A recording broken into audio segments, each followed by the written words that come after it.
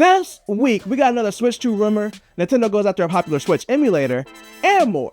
So let's just go ahead, together, as a people, and check it out!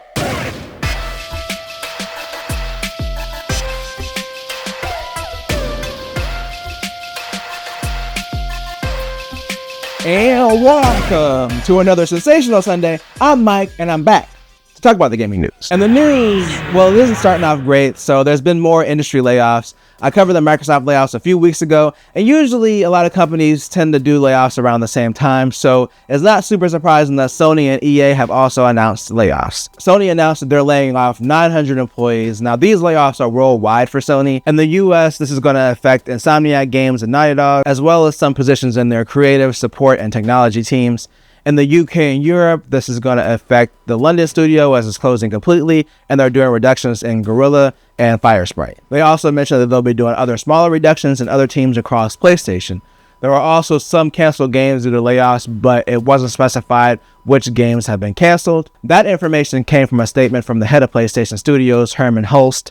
In the statement, he basically mentions that he is saddened by having to do these cuts and that they encourage experimentation, but sometimes ideas don't become great games. So obviously these cuts were made for financial reasons, but it sounds like they made the cuts based off of projects they didn't feel like were going to bring in a lot of revenue. As for EA, they're laying off 670 employees, and they're basically doing the same thing. It's being reported that they also canceled some games in development, and it's rumored that one of the games that was canceled was a Star Wars first-person shooter being developed by Respawn. It would be nice if these companies didn't do these mass layoffs like this, but like I mentioned earlier, once one gaming company starts, it seems like a bunch of other ones follow, so hopefully the people affected can get back on their feet and find something soon. Alright, so let's go ahead and transition to our Nintendo news, but we're not talking about the Switch 2 just yet, because before Nintendo can create something new, they have to attempt to rain destruction on something that already exists now. So Nintendo has a history of going after ROM sites and emulators, and the latest emulator that they set their sights on is Yuzu. Now, for full disclosure, I do use Yuzu. I have a launch Switch that I use to copy games that I own, and it's a pretty good emulator, but Nintendo feels like it's costing them business. So Nintendo has filed a lawsuit against the creators of Yuzu,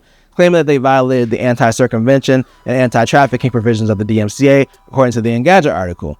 They're basically claiming that Yuzu has the ability to defeat the encryption that they've built into their games, and that they've profited off of piracy through their Patreon. If you're not familiar, Yuzu has a Patreon, and if you're subscribed to that, you can get early access to newer versions of Yuzu, which will sometimes have support for games and features that the free version doesn't have just yet. There's also a paid version of Yuzu on the Google Play Store, and this is important because Nintendo is using this to claim that they're profiting off of piracy. It's also claimed in the article that they're making $30,000 a month from their Patreon, and they've made $50,000 so far from their Google Play version of Yuzu. Nintendo is also using Tears of the Kingdom as an example of how Yuzu cost them revenue.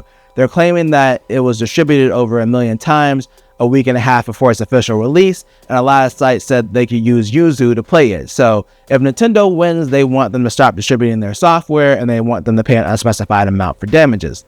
Now, this lawsuit could be important if Nintendo wins, because right now, emulators aren't technically illegal, but Nintendo has basically viewed them as piracy anyway. So if Nintendo does win, it could potentially change the legality of emulation.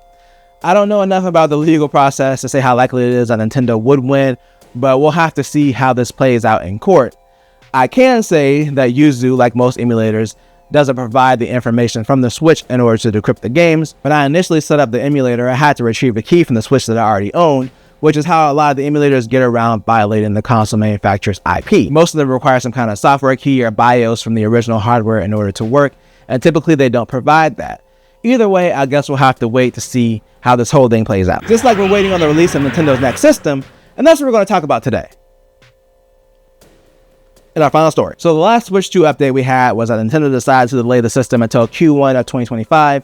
Now we have a little more detail on this delay, including a release month. So new rumors point to March of 2025 as being the release month for the Switch 2. The funny thing is, when I did the thumbnail for the video about the delay, I put a March calendar in the thumbnail because to me it made sense. The Switch launched in March of 2017, so if they're already pushing it to next year, it would make sense for them to do it again in March.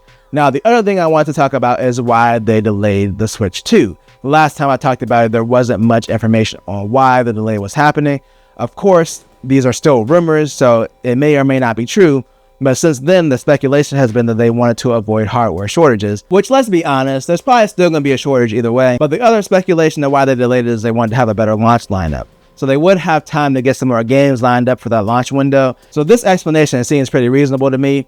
And like I mentioned before, the Switch is selling way better than they expected it to, and it's a very long life cycle. So I could see them being like, we can afford to wait to release the Switch 2. Just like I'm releasing myself in this video and bringing it to a close, but let me know what you think down in the comments. Do you think Nintendo should launch the Switch 2 this year, or they should hold off until March of next year?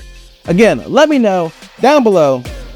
And if you enjoyed this video, then make sure to tell a friend, tell a coworker, like, share, and subscribe, and hit that bell notification to be notified when I drop a video or a live stream. I always release 2 things at the same time. Peace.